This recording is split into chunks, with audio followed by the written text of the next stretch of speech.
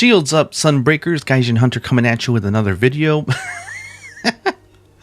I'm going to do this one unscripted because I am just filled with different emotions. So I was wrong. I did not think we would have any Monster Hunter news at the Nintendo Direct. We got TGS. They have a 40-minute show coming up in a week. And I thought if we were going to get anything, it would be there. But I'm very happy to be wrong. So I decided to go ahead and they teased the official release trailer. They didn't show the whole thing. For the upcoming expansion for Monster Hunter Rise, which is like Iceborne was to World, or like a G rank was to other games, called Monster Hunter Rise Sunbreak. And it's got a very, very different tone and feel from the original Rise. Feels very European, dark, almost, like gothic. So first, I just want to rewatch it with you and point out what I see and then go into more details. I mean, first off, I love the difference in tone. It looks very different color palette-wise than Monster Hunter Rise. Those two small monsters below there, we've never seen these before. I believe these are new monsters, small monsters. One thing I want to point out, though, is that we're seeing two sides to this castle. We're seeing this entrance in which the hunter's going to go through, and then we see the other side, which is where we see Rathalos get in a scuffle with the new, what I presume is the flagship monster. This side has sort of like a bridge. It seems like it's over like a moat area. And the other one has almost like a cathedral-like entrance. Some really nice just cuts and just nice and slow and gloomy and dark. And the music in this trailer is amazing. This is the other side of the castle. You can see here that something happened. It's got split down the middle here. And inside it kind of looks almost like a cathedral of sorts. But this is the other side of the castle that we didn't see from the hunter's perspective.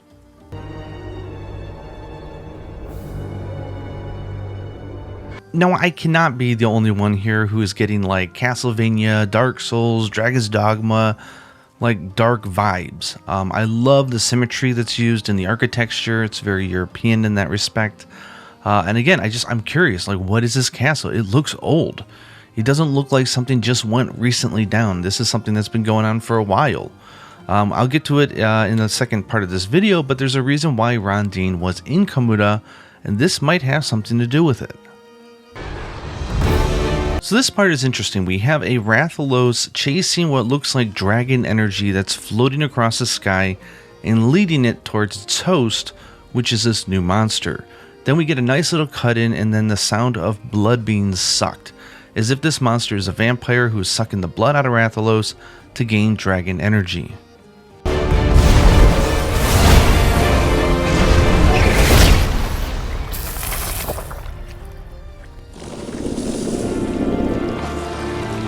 Now I've got to stop it right here and just mention how much I love this intro scene. Just the whole setting of it, the whole framing of it. It's almost like a bat. It's got like its big wings covering its body, and it's got these like demonic horns, which is what interests me most about this monster, is the horn aspect.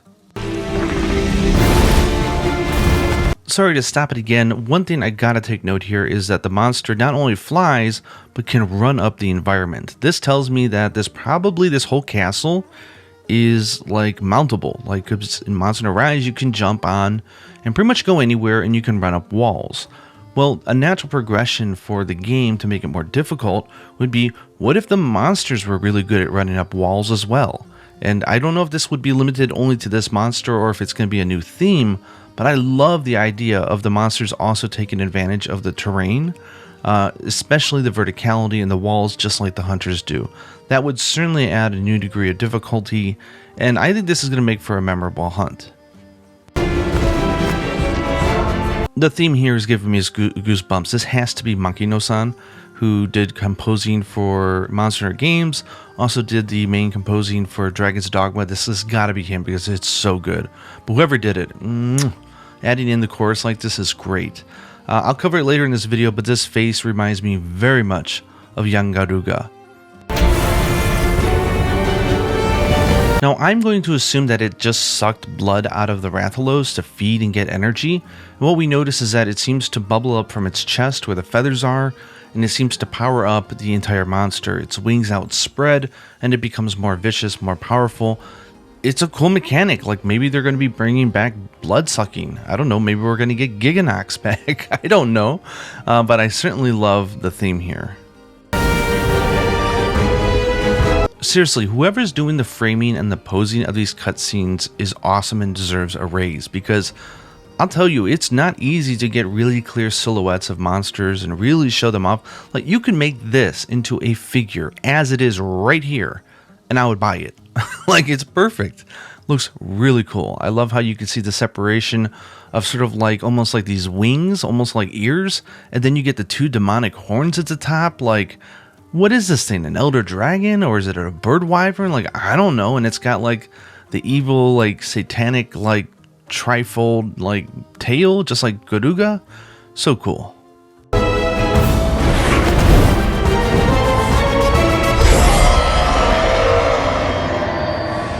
Okay, while there's some special sound effects here, which are definitely specific to just the presentation, I gotta admit, it really does sound like young Garuga.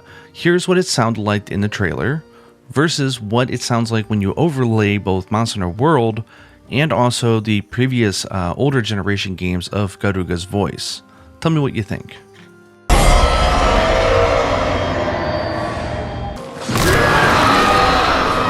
I don't know, maybe it's just me, but sounds kind of familiar. But I love that like metallic, almost like a weird computer sound effect of just like a scythe slashing metal against a wall. It sounds so cool.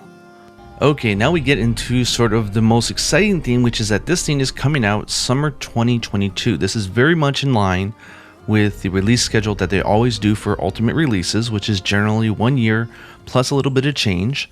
So this makes total sense. Honestly, I would prefer them to just focus on this. Go crazy, pump it full of content, pump it full of challenge. Rise was a great game. I think people have a lot of things to play over the holidays. I would not be mad if they were just to make sure they didn't put any resources on Rise. It had its own issues when it came to content, and just make up for it with just an incredible Sunbreak. I think it's going to be great. Okay, now we're going to go into speculation and deep diving. So all we know is that there's a teaser, and we're going to get more information in Tokyo Game Show, which is going to be on September 30th from 10 to 10:40 p.m., I believe. Japan Standard Time. Just make sure you look it up online so you don't miss it. The thing that really surprised me was that it's going to do a same-day release with Steam and Nintendo, yet they chose to show it at the Nintendo Direct. So it definitely tells me that Nintendo knows this is a big deal and wanted it regardless. But that's really good news for PC players, because you're going to be getting PC version news at TGS. They did announce it on the website, so we'll find out when it's coming out. You'll be able to play it and then immediately get to play the G version or the Ultimate version with Switch players. That's great.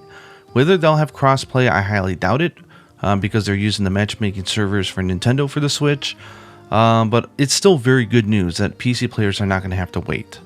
Now, just in case you are still doubting that this is the Ultimate release, aka expansion, here are the tweets from Nintendo themselves, where the European side of Twitter was a little bit more explicit. Said, look, it's going to have a new story, new locales, new monsters, new hunting actions, and a new quest rank, which of course would be Master Rank, which they added in Iceborne. Again, this is on par with what they do with the series. Who knows how much it'll cost? I imagine the pricing will be similar to Iceborne, and I imagine they'll have a version you can buy that just has both Rise and this new Sunbreak as well, for just a nice price. As for where this game is set, I heavily think that it's pretty much almost confirmed at this point that it's going to be the hometown of Rondine, the trader from Monster Hunter Rise. In case you missed it, or you just didn't play Rise and you didn't care, she does have a moment of revelation here where she says, "My identity as a trader is all but a facade. In truth, I'm a knight of my kingdom, sent to Kimura by my queen's order." Of course, knight is merely a name for hunters who serve her majesty. It means little else.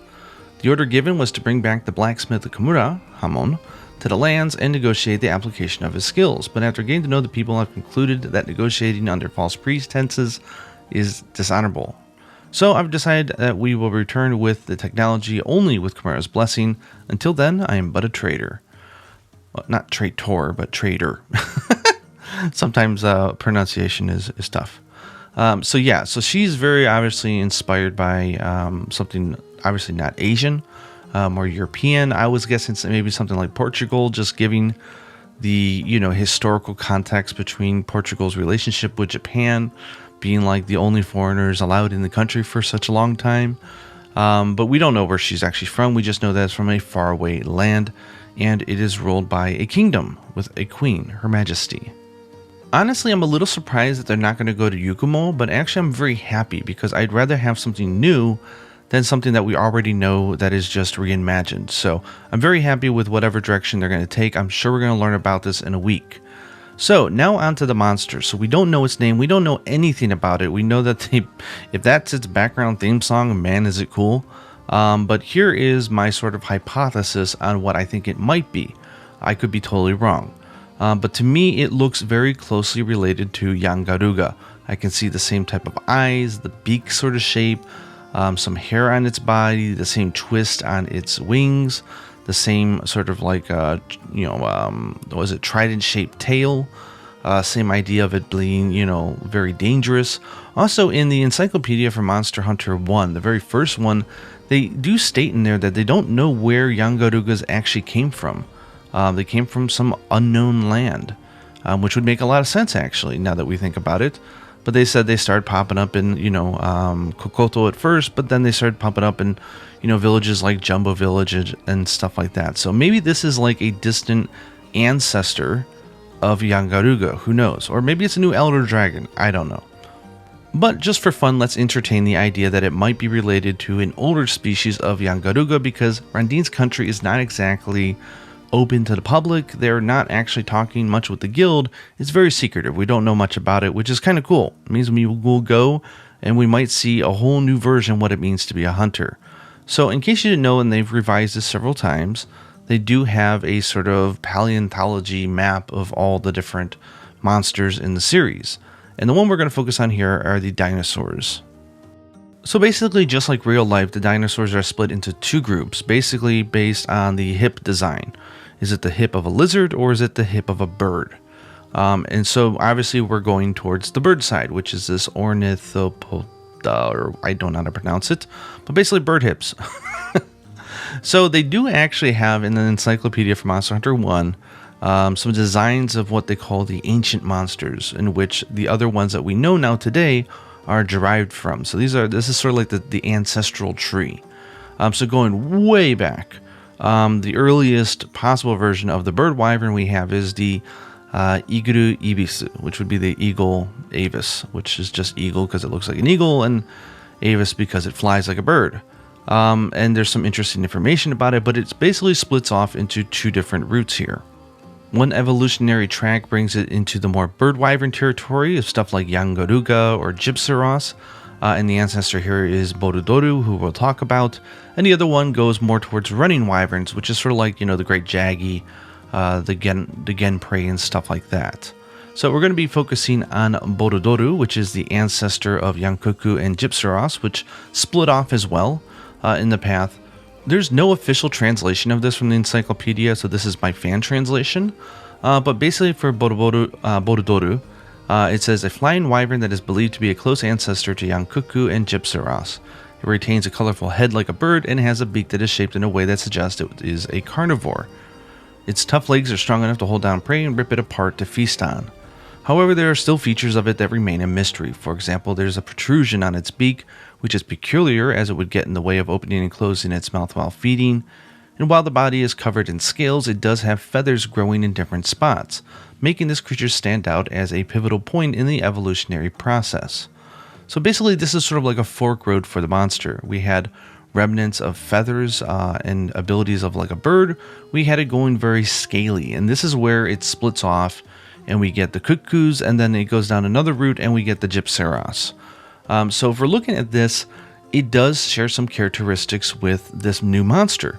It does appear to be something similar to something like a Yangaruga, although horns is not something that these things normally have, so I don't know about that. But it does have some feathers on its chest, obviously, and it's got all the other features that we've come to love from Garuga. So are they related? I don't know. This is my speculation. Just looking at these images, you can see the resemblance here. But either way, I think the thing looks absolutely amazing. So Vampire Dragon, you are going to be great. And finally, another reason why I think this is definitely Rondine's home country, besides the fact that they keep hammering us over the head with it, both in social media posts and in the game itself, is just the castle design here. It's definitely not Castle Schrade. It doesn't look quite like it. For this one, it's got a very symmetrical design, which I like a lot. And it seems definitely based on the type of architecture that you see from castles in like England, Portugal, and stuff like that. So I'm just looking at these images and I'm going, okay, this feels very European. So very interested to see what happens, because this probably means we're going to get a bunch of new maps, and they could be very different from the ones that we've had before. Another small little thing I noticed is that they changed the frame for the video. Instead of being like this little like circular frame, they've added in this sort of like I don't know what to call it, but it kind of resembles the flagship monster. But I also love the small touch that it's got 5 points on it, because this is the 5th generation. So you've got like the 3 main points and then the 2 points in the middle. Kind of cute, isn't it? Capcom loves to do this. When it's like the 5th generation, they'll put in all the 5s everywhere. If it's the 4th generation, there's 4 this, 4 that, 4 this. This is 50 years, whatever. So it makes a lot of sense, and I think it's pretty cool. Anyways, those are my initial thoughts. This is just a little teaser, so there's really not much to dissect here. Hopefully you guys enjoyed some of my commentary and just my excitement for this. Yuna got to see this before she went to school today, and she was just losing her sanity. She was like, what is this? This is so cool. How can they drop this before I woke up? So she was very excited as well, and we cannot wait to learn more. Anyways, let me know down in the comments below what you thought about this teaser trailer, your thoughts and theories about what this might actually mean. And let's have a ball in a week on September 30th when they do the full unveiling of this, as well as giving us some updates on Rise and Stories 2.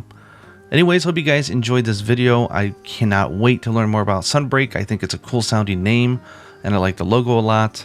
Hopefully you guys do as well. Until next time, happy hunting.